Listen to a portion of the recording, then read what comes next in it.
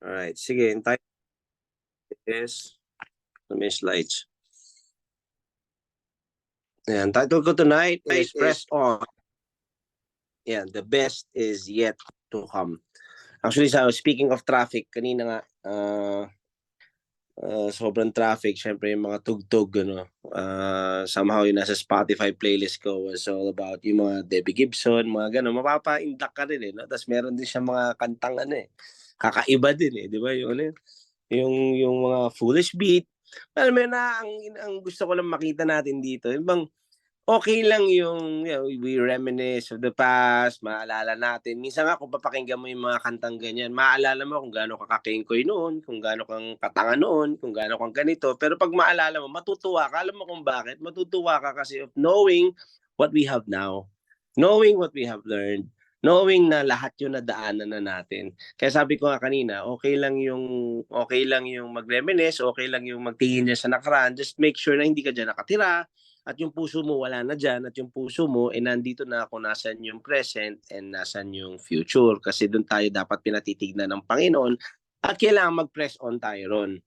Amen. So actually diyan lang gagalaw yung message ko for tonight, and I pray that the Holy Spirit would be able to minister to you as well about this. I'm gonna go with my first verse. It says here in Haggai 2 verse 9. I'm gonna read it sa Tagalog version sa Magandang Balita. Sabi dito, dahil dito, ang bagong templo ay magiging higit na maganda kaysa doon sa nauna. And we all know that we are the temple of the Holy Spirit. At sa bagong templong ito ay mahahayag ang kasaganaan at katiwasayang ipagkakaloob ko sa aking sambayanan. Ganito ang sabi ni Yahweh na makapangyarihan sa lahat. In the New King James Version, it says here, the glory of this latter temple shall be greater than the former, says the Lord of hosts. And in this place, I will give peace, says the Lord of hosts. So tonight, what God is trying to tell us tonight is, sinasabi ng Panginoon, anak, hindi pa ako tapos sa iyo, ha? Ibig sabihin, hindi pa ako tapos sa iyo. Tandaan natin, ang Panginoon natin, wala naman niyang binibigay na hindi maganda, hindi sa kanya nanggagaling yung sakit, hindi sa kanya nanggagaling yung mga maling nangyayari sa buhay mo. Ang binibigay niya lang is yung kabutihan, kasaganaan, kagalingan, karunungan. Kaya yung the way na sinabi niyang, hindi pa ako tapos sa iyo, anak, ha? Mayayari ka pa sa akin, hindi ganon. Sinasabi ng Panginoon sa inyo ngayon, anak, yung nakita mong breakthrough kailan lang, yung breakthrough mo nito, itong mga nangyari na ito, hindi pa ako tapos sa iyo, ha? Meron pang iba. Yun ang sinasabi ng Panginoon sa inyo ngayong gabing ito. Kala mo ba yun na yun? Wala pa yun. Yung mga naranasan mo, nung mga dati, nung mga ganyan, wala pa yun. Wala pa nga ako nun eh. Ngayon nandito na ako. Lalo't nandito ako nananahan sa puso mo, sa pagkatao mo, pagkat ako na ang buhay mo. Brace yourself. Kasi there's more. 'Di ba alam mo yung sa mga teleserye, sa mga series, 'di ba? Pag natapos yung season, parang merong pahapyaw, parang mabibiting ka eh. Parang gano'n ang sinasabi ng Panginoon, bakit kamo meron pang iba. Meron pa siyang paparating. Kung iniisip mo na parang ending na, hindi maganda, hindi pwede. Hindi pwedeng hindi maging maganda ending mo pagkat ang Panginoon ang kasama mo. Amen? Tandaan natin yan. Yan ang sinasabi ng Panginoon sa ating ngayong gabing ito. Talagang, kumbaga parang kapag natatapos yung season sa mga series, di ba, parang makaabang ka sa next season. Ngayon, sobrang aabangan mo na game na, ano na ba yan? Lalo itong pagpasok ng 2024 para sa bawat isa sa atin.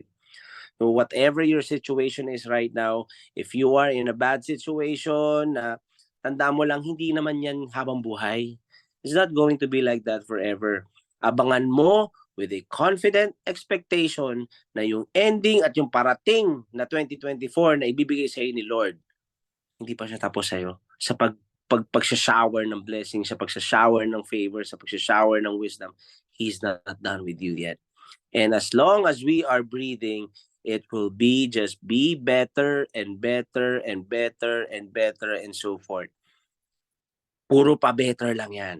He is the God who keeps us from falling. Remember Jude 24. Paayos tayo ng paayos. Amen?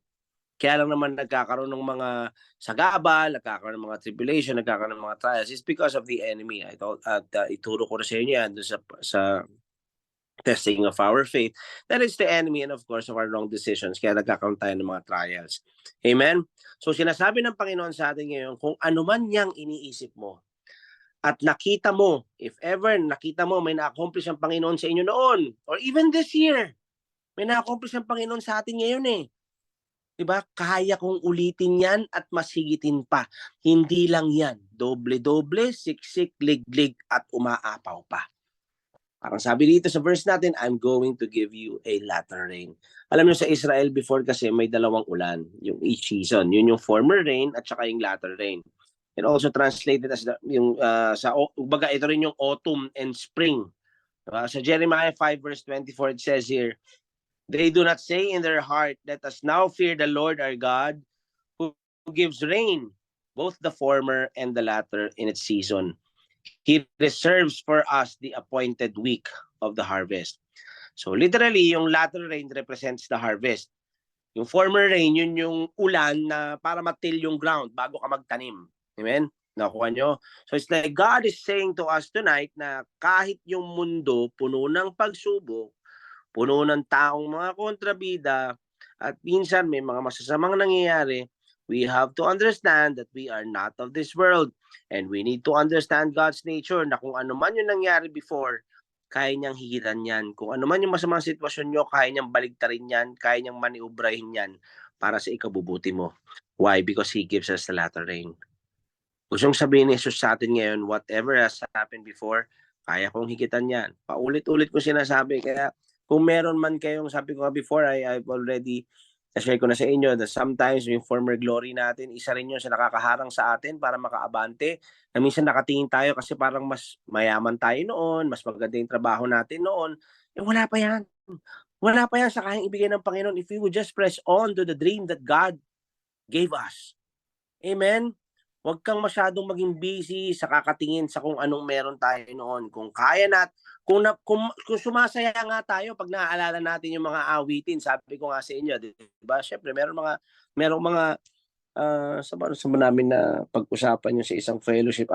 Sa scent pala yon kasi minsan yung amoy daw, di ba? Maliban sa tugtog, maliban sa kanta, kapag may naaamoy kang bagay, it also reminds you of a memory or of a person, parang ganon.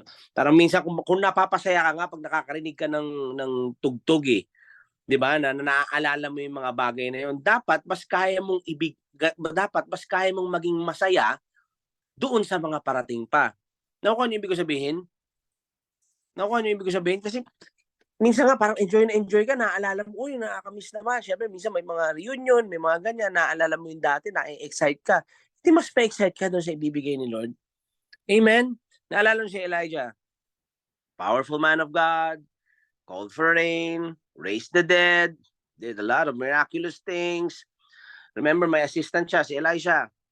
And alam naman natin na si Elisha got a double portion of whatever Elijah had. So balikan lang natin yan. Sa 2 Kings verse 2, it says here, and so it was when they had crossed over that Elijah said to Elisha, ask, what may I do for you? So sabi gano'n ni Elijah, sige, anong kailangan mo? Ano bang hinihiling mo? Ano bang pwede kong ibigay sa'yo? Before I am taken away from you. Sabi niya gano'n, bago ako umalis. Sabi ni Elisha said, please let a double portion of your spirit be upon me.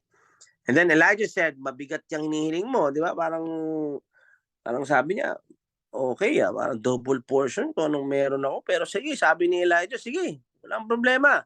So, nagbigay siya ng kondisyon. Sabi niya, pag makita mo akong kinuha, so shall it be. Pero pag hindi, well, sorry, di wala. Alam naman natin yung storya. Hindi ko na nilagay dito, pero alam natin yung storya na nakita ni Elisha. So, ibig sabihin, lahat nung meron si Elijah before, meron na si Elisha double portion. Nasusundan nyo? Elisha can do whatever Elijah did twice as much. Amen? Tapos, ang nangyari, itong mga prophets, nagpunta kay Elisha. Okay, nandyan na yung double portion sa kanya, nandyan na, nasa kanya na. So, sabi dito sa 2 Kings verse 2, sa verse 15, it says here, when the group of prophets from Jericho saw from a distance what happened, they exclaimed, Elijah's spirit rest upon Elisha. Elijah's spirit rest upon Elisha. And they went to meet him and bowed to the ground before him. And And then, actually, ito, ang tinanong ng mga prophecy ito, tinanong nila, magpapadala ba kami ng 50? Sabi gano'n ng mga prophecy, papadala kami, mga strong soldiers para hanapin sila. Pero sinabi ni Elisha dito, actually, kasunod dito mga verses na to, sinabi ni Elisha na hindi nyo na kailangan, wag na. Hindi nyo na kailangan, wag nyo na siyang hanapin pa. Pero sabi gano'n, pinilit siya eh. Sige na nga, kulit nyo, sabi ni Elisha. Sige, until they came back, wala nga talaga silang nakita. So sabi ni Elisha, di ba nga, sabi ko nga, wag na. Pinaparaphrase ko na lang sa inyo, hindi ko na nilagay yung verses, ano. Ang kulit nyo eh. Di ba sinabi ko sa inyo, wag nyo na hanapin, pero tigas ng ulo nyo, gusto nyo pang hanapin eh. Ang gusto ko makita rito, yung point being dito ito yung human nature eh. Di ba? Ang human nature tends to go back to the old. Kaya lagi rin namin pinapaalala sa inyo, remember, the old is gone and the new has come. Tignan natin kung anong meron tayo ngayon in the Spirit, tignan natin kung anong meron tayo in Christ at wag yung dati. Amen? Kasi may bago na. Pero human nature, tignan mo ito. Andiyan na si Elijah. Wala na nga si Elijah. Ang tigas ng ulo nila, hinahanap pa rin nila si Elijah. Andiyan na, double portion pa nga meron kay Elijah eh. Amen? So same thing with Christians today. May new covenant tayo that has better promises and still keeps going back to the practices of the old. Amen?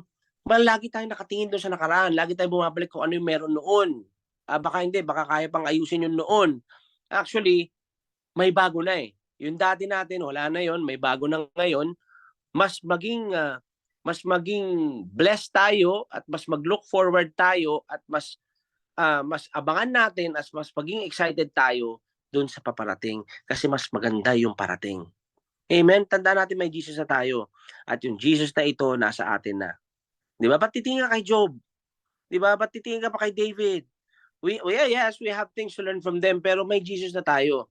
Dito na tayo sa bago. Kaya nga sa Hebrews 8 verse 6, it says here, But now has he obtained a more excellent ministry, by how much also he is the mediator of better covenant, which was established upon better promises.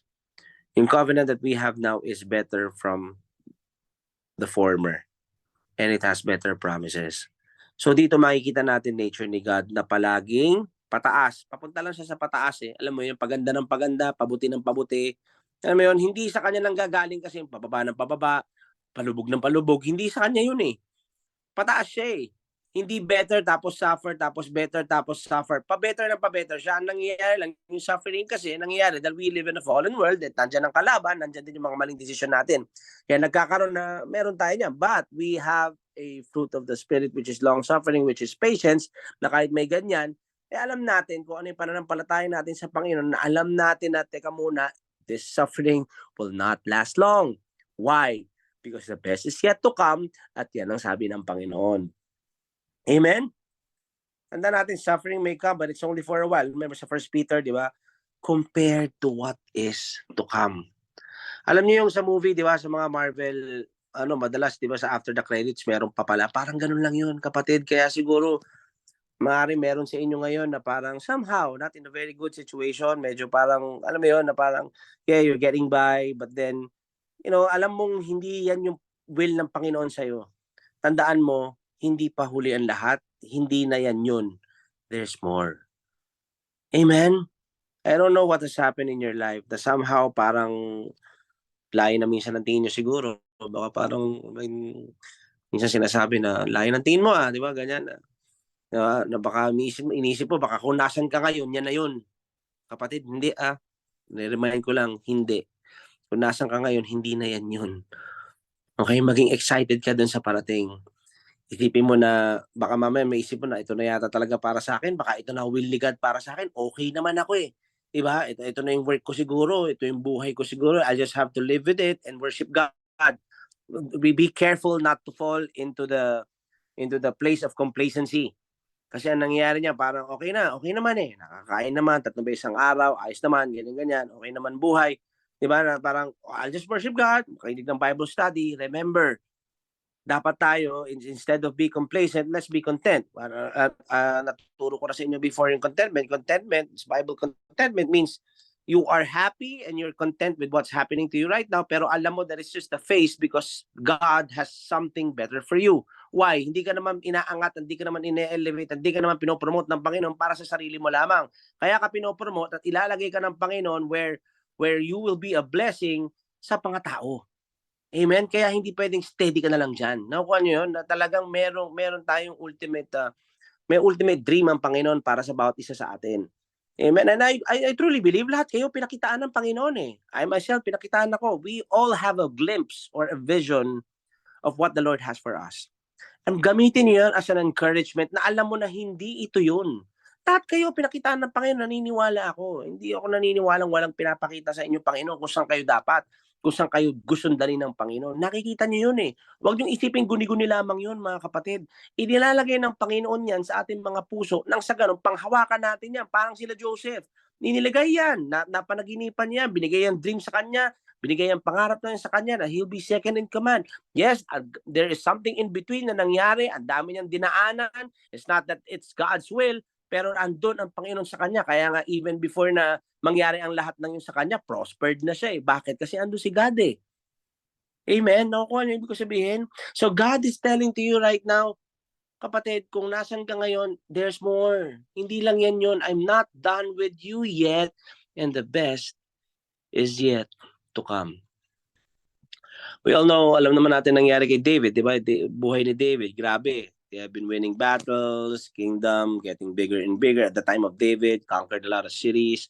Makita mo, nature ni God talaga, nandyan. Is always to make us better and to take us to somewhere better. Amen? So tama lang, hindi pwede yung tama lang sa sobrang okay lang na yung sa kalahati, okay na yung kalahati, okay papuntang umaapaw. Hindi, ang sabi kasi ng Panginoon, umaapaw tayo eh. So hindi pwedeng half full, hindi pwedeng eksakto lang, paapaw na, hindi, umaapaw at umaapaw tayo. Kaya nga we have plenty to give more. Enough and extra pa tayo palagi. Amen? Yun yung enough and extra. Yun yung will ng Panginoon para sa bawat isa sa atin. Kaya kung titignan nyo, sa nung time ni David, yung mga tao would have said, siguro yung mga tao ng mga panahon na yun, sinasabi, we have the best king. Yes, at that time, they had the best king, di ba? King nila took the Ark of the Covenant back, conquered Jerusalem. Kumbaga, best days na nila yun. Kung ano ibig sabihin, best days. That was the best days at that time. Wala nang mas magiging okay pa yung mga tao at that time. Yun malamang ang sinasabi nila. Pero nung tumanda na si David, and it was time for a new king, it was time for Solomon, it says here in 1 Kings chapter 1, verse 36 to 37, Amen. Benaiah, son of Jehoiada, replied, May the Lord, the God of my Lord, the king, decree that it happen. Verse 37, and may the Lord be with Solomon as he has been with you. He's talking to King David. My Lord the king, and may he make Solomon's reign even greater than yours. So dito makikita again, we see God's nature again. Kung sa tingin nyo sobrang okay na yun kay David, wait, there's more. Mas patindi pa yung dun sa anak niya when Solomon steps in. Anong dito ma-encourage kaya alam mo bakit? Kasi yung nararanasan natin ngayon, yung tagumpay, if we're not there yet, alam natin na mararanasan natin yan, yung breakthrough, yung will ng Panginoon para sa atin. Kung ano yung mga nararanasan natin yan, especially, lalo ka malulook forward kasi yung mga anak din natin, ganun din, mas matindi. Yung mararanasan nila, mas magaganda pa kaysa sa atin. Amen? It would be greater, yun ang sabi dito. Minsan ganyan tayo sa atin. Okay, minsan madalas parang ganyan tayo na okay na noon, 'di ba? Minsan may mga na hindi ko naman sinasabing lahat pero sometimes may mga ganyang attitude pa na na pagpag or residue of the past of the old man na parang okay na noon, ganda ng posisyon ko noon, 'di ba? Taas yung pay grade ko noon, ganito trabaho ko, may negosyo ako. You know what? God is saying to you right now, I'm about to make it better. Anak, wala pa yun. To what I'm about to do in your life. I pray that you're getting this. Kung naging maganda man yung buhay nyo noon na iniisip nyo, ba't puro laban na, naging Kristiyano ako. Sinasabi ng Panginoon sa'yo, anak, magugulat ka sa mga darating pa sa buhay mo. Wala pa yung mga yun. Ang kailangan lang natin, we just need to declare it. the way Benaiah declared it. Amen? You just say amen to that. Grabe kasi, alam mo bakit? Ano nangyari kay Solomon? Nung si Solomon na nag-reign was 40 years of peace. Ni minsan di nagkagulo. Hindi sila inatake. They were very wealthy in abundance. Kumbaga sa Tagalog, in abundant na nga. Parang alam mo yun, abundance na tinatawag. Talagang abundant sila. It says in the Bible, yung ginto, parang bato lang sa kanila sa dami. Nakakita ka na kanina, pinagparkan ko sa ano, alam mo yung bato-bato yung, di ba yung mga ibang parking space, puro bato-bato lang. Ginto yun. Sabi niyo yun, silver yun, mga ganyan. Sabi sa 2 Chronicles 1 verse 15, also the king made silver and gold as common in Jerusalem as stones. Sa sobrang dami, nakakalat na lang. Amen? And he made cedars as abundant as the sycamores which are in the lowland. So much wealth that even silver parang wala lang. So much wisdom din. Alam din naman natin na people from all over came to Solomon for wisdom. Amen? So kung titignan nyo, I'm sure yung mga tao nito walang nagsasabi, alam nyo, kung alam nyo lang kay David noon, ang ganda ng buhay noon, nung kay David, ganyan, pero dito, ganyan. Hindi! Nawala na kayo kay David kasi bakit kamo? Kasi bago na. Mas maayos pa. Kasi kay Solomon, mas okay. Ang pinaka-point, ang gusto ko mapunto sa inyo tonight is this. Let's not look at the past. Kung ano yung meron tayo in the past. Yes, okay mag-reminisce. Yes, okay nang maalala yan. Walang problema yun. Hindi ko naman sinabi, oy, bawal na yan. Hindi ganun. Hindi ko sinasabi. Ang sinasabi ko lang, guys, you need to see who you have now. You need to see the better promises that Jesus has for you. Kaya mas tumingin tayo dito kasi mas okay ngayon. Amen? At kung mas okay ngayon, ma-excite ka dun sa paparating. Kasi ako, lagi akong excited. Amen? Kung paano dineclare ni Benaiah about Solomon, ganyan din dapat tayo mag-declare over our lives. That the days that will come will be so much greater than before in Jesus' name. That is how we declare. Even when we wake up in the morning, pagising mo sa umaga, we declare this. Not as you make it a religion or you make it a law na kailangan nagde-declare ka. You just declare it out of the abundance of your heart and out of the promises of Jesus that you have inside of you na talagang nagbunga yan, na nag-birth yan sa puso mo, matapos mong basahin na alam mo na ito ang will ng Panginoon para sa akin. Amen? That family will be good this year. Family is already good. Okay na yung family ko ngayon, pero it will be better. Mapapasyal ko yung mga anak ko, madadala ko sa ganitong lugar, mabibili ko yung mga ganito para sa kanila. Alam mo, i-declare mo yung mga ganyan in Jesus' name. Amen? Next year will be greater. Yung 2023, yes, it's good. Yung career ko this year was good. But next year will even be greater in the name of Jesus Christ. You just declare it. You even declare it right now. You declare it from the top of your lungs if you want. Diba? Yung relationship mo from your estranged husband or your estranged wife, kung meron man, it will be good this year. Talagang lalapit siya sa'yo, magbabago siya, kakausapin ka niya, magre-repent siya in the name of Jesus Christ. Next year will even be better. Remember, isang buwan pa bago matapos ang taon. So, wag mo nang hintayin na, baka next year tong declaration ba? I-declare mo na ngayon. Kung pwede i-declare mo na ngayong gabing ito, i-declare mo na ngayon. In Jesus' name. That it will be better. Yung health mo, yes, okay naman. You have divine health and healing, yes, okay ka. But, di ba, i-declare mo na rin, it will be even greater next year. Even be greater next month. Kung di ka nakakakit ng 4 floors ngayon, kaya mo nang umakit ng 10 floors next year. Nakuha niyo ako that we will be more healthy in the name of Jesus Christ. Let's all declare this right now from the bottom of our hearts and the top of our lungs. In Jesus' name, sabay-sabay nating sabihin, next year or even next month will be greater than before. In Jesus' name. Ministry, okay this year, it will even be greater. Speaking of Davao, it will even be greater next year. Hindi lang Davao yan, mapupunta pa kung saan lugar kayo. Amen. Yung trabaho mo okay ngayon, yung career mo okay man ngayon, it will be better next year. Whatever it is that you need to declare it right now, i-declare mo in the name of Jesus Christ that may the throne of your job, your marriage, your career, your relationship, your ministry be even greater next year than this year in the name of Jesus Christ. Remember, that was the declaration of Benaiah kay David, kay Solomon. Ano nangyari? It came to pass.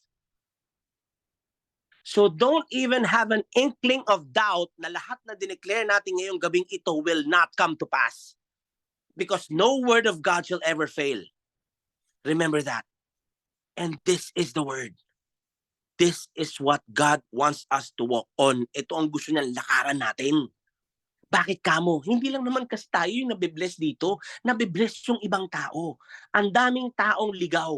Ang daming taong naghahanap ng katotohanan. Ang daming taong naghahanap ng kapayapaan, ng pag-ibig, ng pagmamahal na tanging sa Panginoon lamang manggagaling at matatagpuan. At tayo yung nagagamit doon. Amen? And you cannot reach those people broke. You cannot reach those people sick. Which is why ang declaration natin, ito yung ilalabas lang natin, binamanifest lang natin kung ano yung will ng Panginoon sa atin. Divine health and healing, prosperity, goodness, lahat ng kagandahan loob ng Panginoon, yan ang lalakaran natin in Jesus' name. See, God always shows us. So mag-expect tayo lagi to have something bigger and greater. Amen? Kaya nga nandiyan na nga, yan na nga, na marami tayong natutunan. There were trials, there were nakaranas tayo ng mga pagsubok. Bakit? It made us better. It made us wiser. Para alam na natin kung paano tayo mas magiging matibay sa mga paparating na mga pang distract ng kaaway. Amen. Ang tingin ni God sa atin is always to be bigger and greater. Yan si God eh. He's a big God, so don't limit Him. Amen? So yan din dapat tayo. Tandaan nyo, kung ang mundo nagdedecay, tayo hindi. We are getting better and yes, we have a fallen body in a fallen world, but remember, the Spirit inside of us, yung lalo na tayo, we just manifest it, we'll just go better and better. Amen? I pray you're getting this message because I am. Amen. Remember Joseph, diba? Joseph, dreamer, diba? Daddy's boy, diba? Daddy's favorite. Pinagtahi pa ng robe, the robe of many colors. Diba? Nagkaroon siya, binanggit ko sa inyo kanina, he had a dream that he would be one day be in charge of them.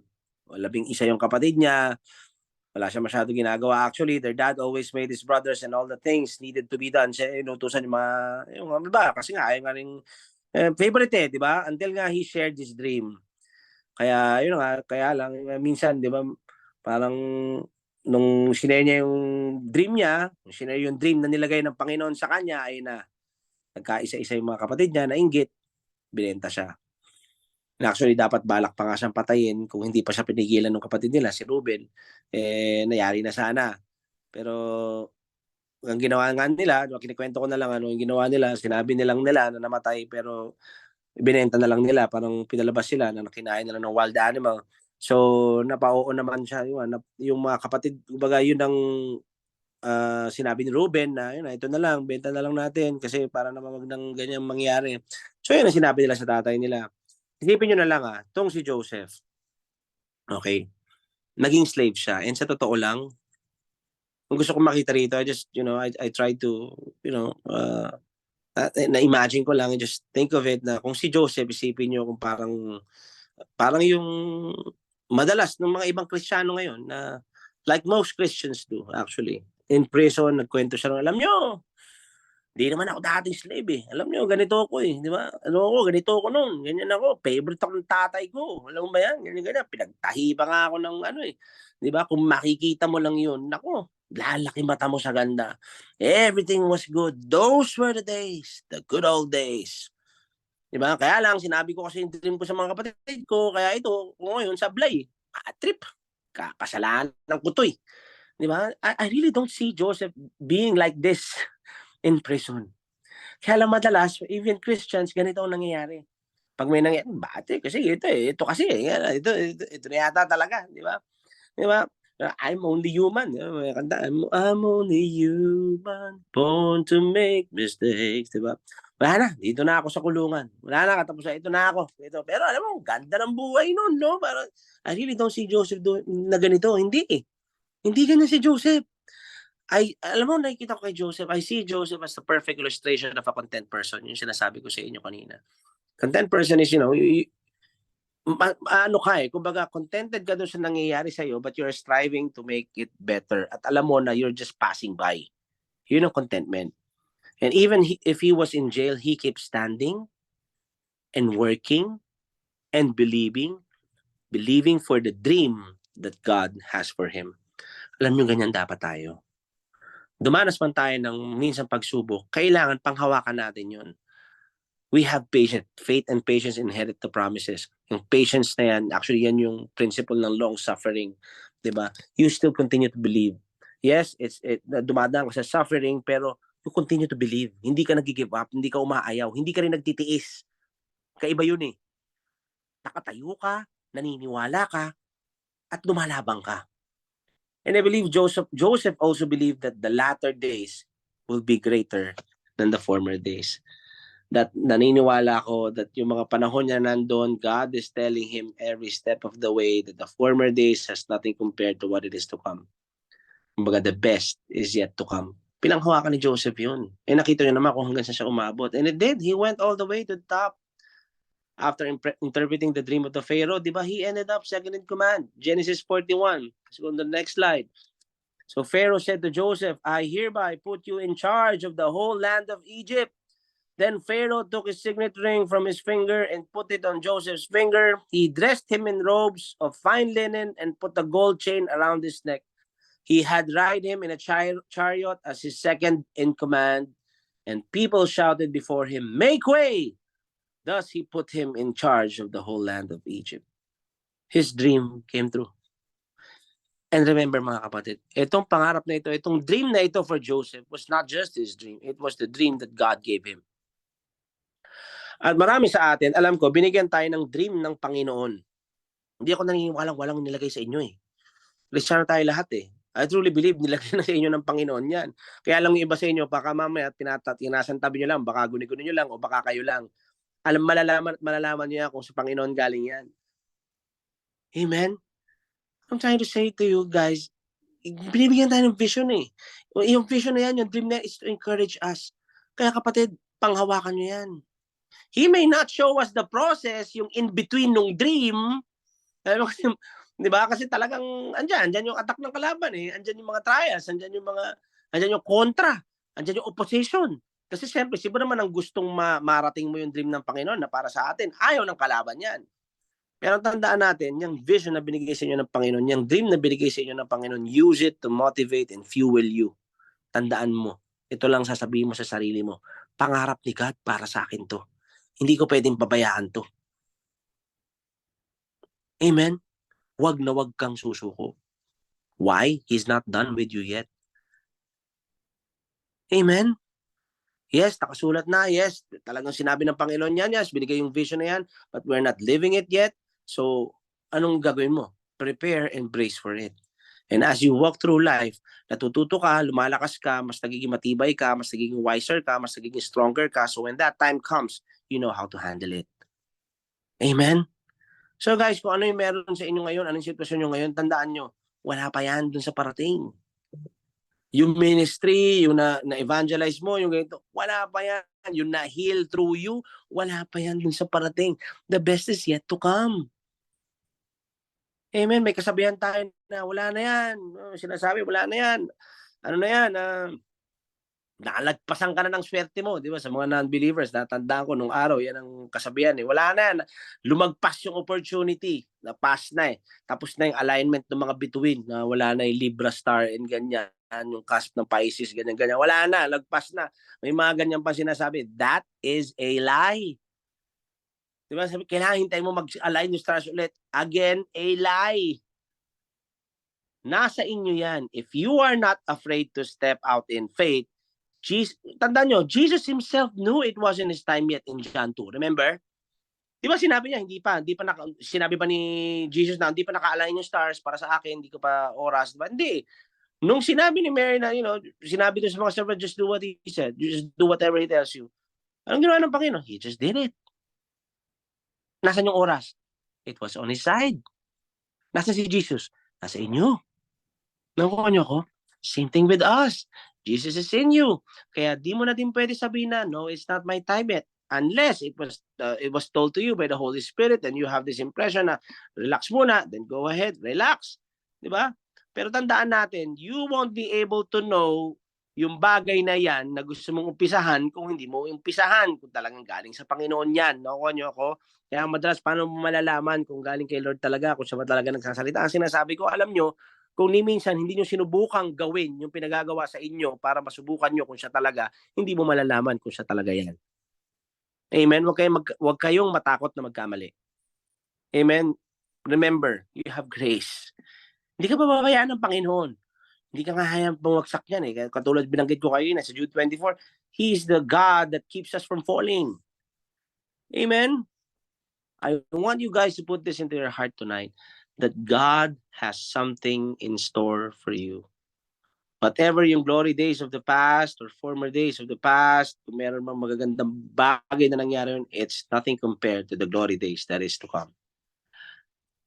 If you're seeking for a partner, you'll be able to find it. Naghahanap ka ng pag-ibig, naghahanap ka ng pagmamahal, you'll find trabaho, you'll be able to find it. You'll have it. Restoration, it's already yours in Jesus' name. Remember, God knows the desires of your heart, and that desire was already given to you by God. Amen. So be prepared for what is to come. He's got more than we could imagine, dream, or think. In Jesus' name. It says in Hosea 6 verse 3. Go to the next slide. It says here, let us pursue the knowledge of the Lord. His going forth is established as the morning. So sinasabi dito, tayo daw na nag-expect tayo na sumikat ang araw bukas patapos ang gabi, ganun din natin ini-expect na nauna na si God dyan. Nakuha nyo? Kumbaga, nakanda na ang lahat para sa'yo. Alam mo yung excitement ni God na umapak. Parang sinasabi nila, umapak ka na, please, umapak ka na. Parang ganoon na lang. Tagal mo naman. Minsan hintay tayo ng hintay sa Kanya. Lagi kong sinasabi, siya naghihintay sa atin eh. Hintay niya tayo. Anong ginagawa mo, anak? I'm waiting for you. You're waiting for me? Baliktad. I'm waiting for you. Step on it. Kumbaga parang simple lang yan eh. Parang sa stoplight na lang o traffic. Uy, mabante na nasa harap mo. Tagal mo, nakahinto ka pa rin. Nakuha mo ako? Nakuha niyo ako? Huy, parang kulang na lang. Parang kasama yung anak mo na, go na. Minsan na minsan na may mental block din tayo. Minsan may mga pagkakataon ganyan. Dahil bakit kamo? Dahil minsan nare-restrain tayo things of our past kaya hindi tayo makamove forward. O minsan naman yun, nakakalimutan natin. Teka muna, go na. Di ba? Hindi sira yung stoplight, hindi patay sindihan, go na. Green light. Amen? Anong nangyayari tayo yung urong-sulong. So sabi dito, He will come to us like the rain, like the latter and former rain to the earth. In other words, this is what we need to understand tonight. We need to be convinced and believe that God is always in the business of going ahead of you, preparing for a great rain, preparing for a harvest. And I'm telling you, mga kapatid, it's going to blow you away with abundance. Because He is a God who was, who is, and is to come. Jesus is the same yesterday, today, and tomorrow, and forever. Pinrepare niya na yung blessing mo. Tandaan mo yan. Remember yung kay Elijah, di ba? Even before siyang pumunta, nautusan niya yung mga raven para magdala ron. Alam mo, kung di man sumunod si Elijah, I'm sure yung mga pagkain na puno dun. Kasi inutusan niya na eh. Minsan nangyayari dyan ganito eh. Sinabi ka na ng Panginoon, sinabihan ka na ng Panginoon, pumunta ka na ron. Tapos na yung season mo rito, pumunta ka na ron. Okay, inutusan niya na yung tao doon, inutusan niya na yung lugar doon, inutusan niya na, ginawa niya na, nakaprepare na yung blessing para sa'yo. Eh minsan parang tayong gano'n kay Elijah rin, isipin mo na lang, sabi, the brook has dried up. Ang problema sa atin, pilit kang humuhukay. Dried up na nga, meron na mag-aalaga sa'yo pagdating doon, meron na nakaabang sa'yo pagdating doon. O yung raven, pakakainin ko doon, pero hindi, dito may pagkain dito, eh, parang okay ako dito. Ando na nga yung raven. So it doesn't mean na hindi ibig sabihin ba nun, hindi ka nagpunta ron, yung raven hindi nagdadala? Nagdadala. Just imagine kung hindi ka magpunta. Gabundok na yung pagkain doon, na nasayang. Nakuha niyo ko? So remember in John 2, turning water into wine. First miracle of Jesus. Anong sabi ng Master of Ceremonies? It says in verse 10, a host always serves the best wine first, he said. Then when everyone has had a lot to drink, he brings out the less expensive wine. But you have kept the best until now. Gusto kong nguyain nyo to eh. You know, you kept the best until now. Gusto kong makita niyo, alam nyo, the best is yet to come talaga eh. At alam nyo, the best is starting now. Ito na, papasok ko. Hindi ko alam kung nararamdaman nyo. Ako ramdam na ramdam ko eh. And I'm so excited for it in the name of Jesus Christ. Sabi rito sa Luke 5 verse 39, and no one after drinking old wine wants the new, for they say the old is better. Remember this, in Jesus' days, people was so, sabi ko binanggit ko na rin kanina, people were so obsessed with the old ways na nakakalimutan nila yung bago. Nami-miss nila yung bago. Eh, tignan mo, ano ba nangyari noon? Even si Jesus, na-miss nila eh. Kasi nakatingin sila dun sa luma.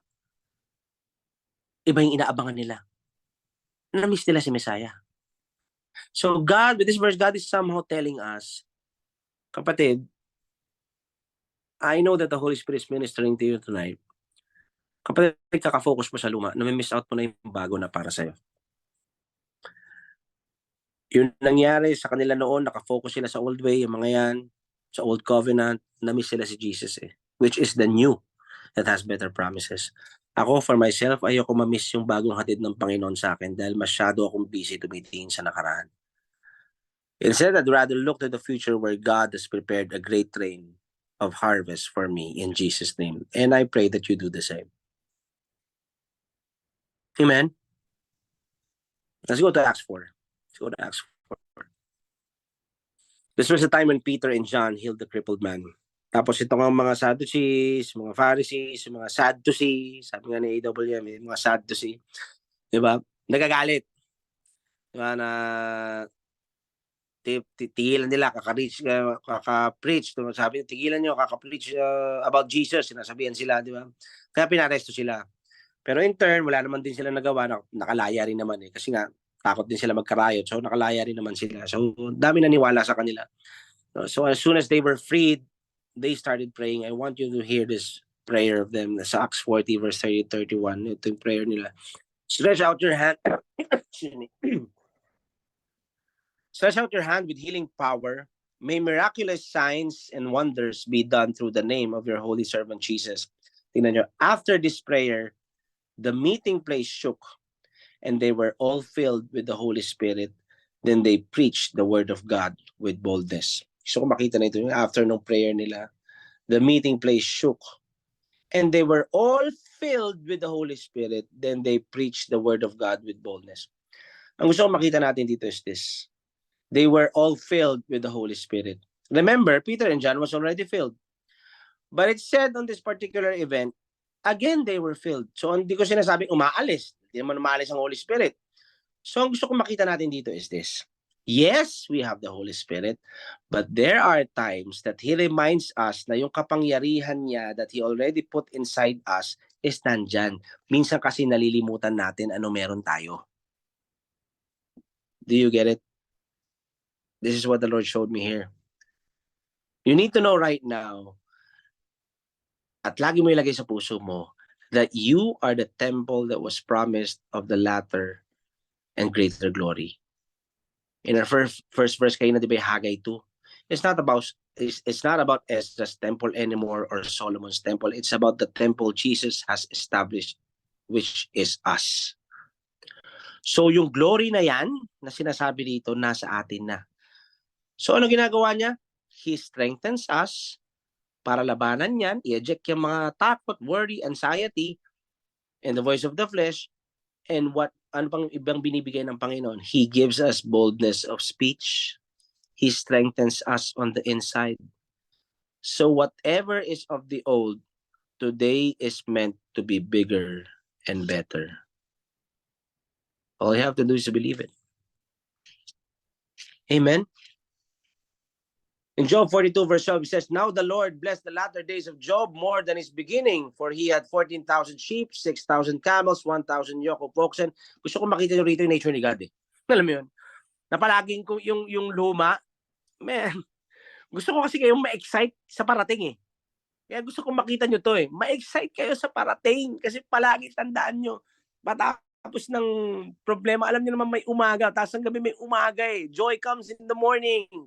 Amen. Huwag kayo masyadong magpakalugmok dyan kung ano man yung kinalulugmukan nyo, kung meron man sa inyo nilulugmok na somehow binabalot ng flesh and somehow na rule out ng emotions. Remember, renew your mind and remember what God has for you. Remind yourself what God has for you. Hindi sinabi ni Jesus, well, tapos si Job, hindi nga sinabi ni, well, tapos na buhay ko, those were the days, those were the good old days. Hindi. His latter days was blessed more than his former. Yung life niya nga, buhay niya nga, na-extend pa ng 140 years eh. For another 140 years. So, ang gusto ko makita nyo rito ngayong gabi, God blesses you more and more and more and not less and less. It's not about what it was yesterday, kung gaano man kaganda noon, kapatid. I want you to, kung gusto mo magsasayaw ngayon, na shout for joy, alam mo yun, maghanda ka. Because the best is yet to come. Press on. That is where I got my title, Press On. Philippians 3 verse 13 to 14. It says, I do not consider, brethren, that I have captured and made it my own yet. But one thing I do, ito nga sinasabi wala pa naman ako doon, hindi ko na sinasabi nasa akin na lahat. Sabi ni San Pablo. But one thing I do it is my one aspiration, forgetting what lies behind. Okay? Kung ano yung nakaraan, tigilan mo na yan, iwanan mo na yan, tapos na yan, and straining forward to what lies ahead. I press on. Pwede ba sabay-sabay natin sabihin, I press on. Pwede bang sabihin mo ngayon, I press on. And I'm pressing on to what? Toward the goal to win the supreme and heavenly prize to which God in Christ Jesus is calling us upward. Let us press towards what God has for us. It will be just going better and better and better and better and better. Parang commercial lang Energizer nun. Nalala nyo, yung may nagtatambol ng baterya. Better and going, hindi yata better going and going. Anyway, parang ganun, alam mo yun? Energizer. Amen? We are energized by the Holy Spirit. So guys, yun ay gusto ng Panginoon na maging totoo sa puso natin ito. Alam natin that God has better days for us. Amen? I really pray that you got this message tonight. I really pray na talaga nakuha nyo ito because this is what the Lord wants us to hear tonight. Kapatid, mag-prepare ka dun sa parating. Yung iba nga sa inyo, naniniwala ako nandyan na eh. Yung iba nga sa inyo, baka may breakthrough na ngayon, kahapon eh. Kahapon o nung isang linggo.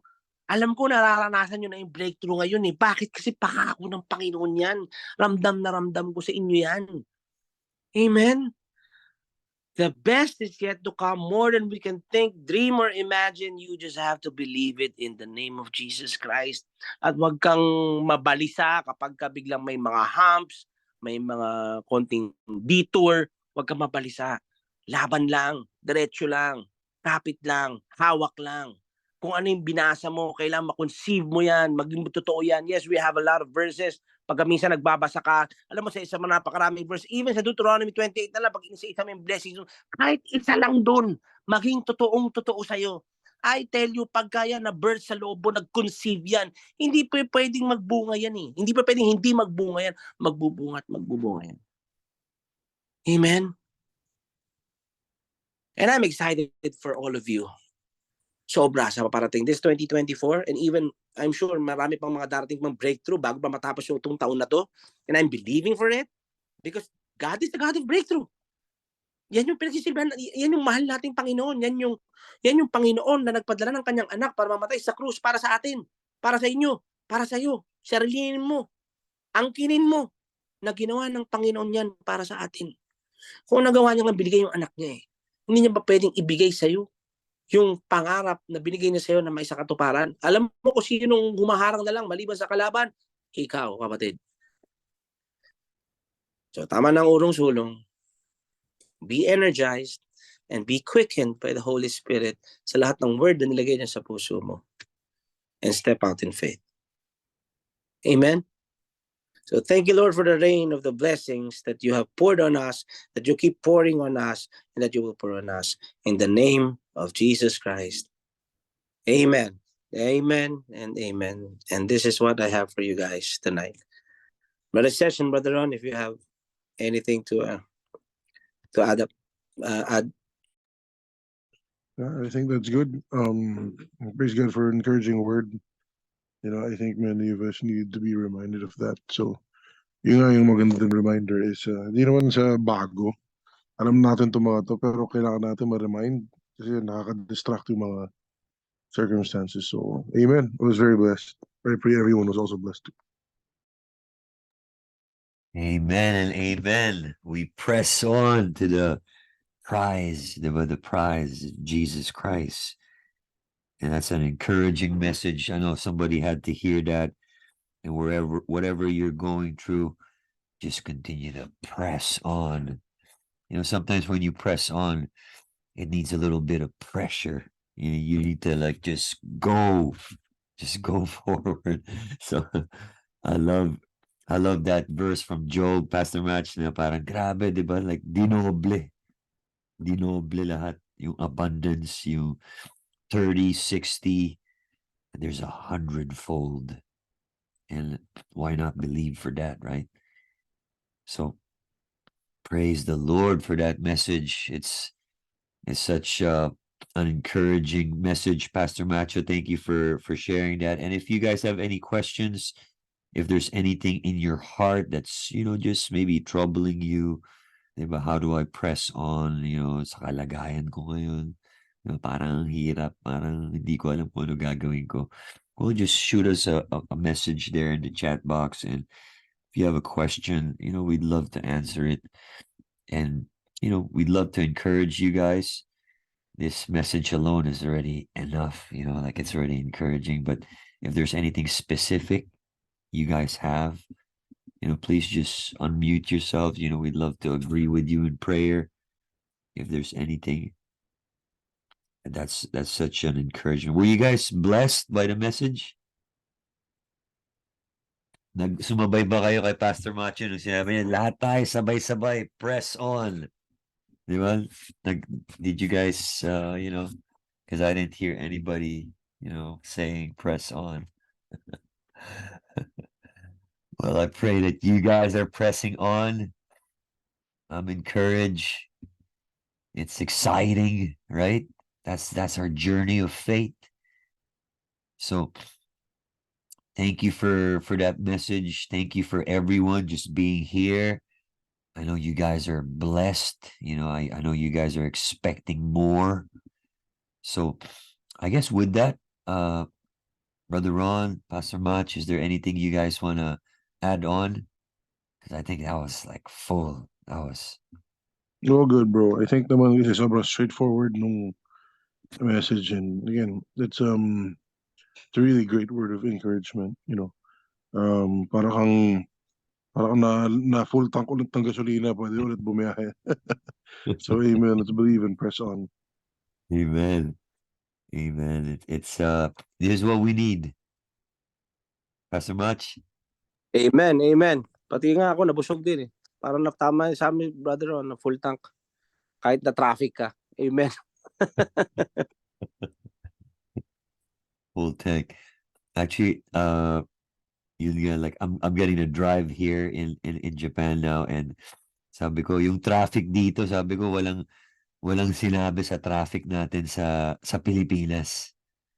Pero at the same time,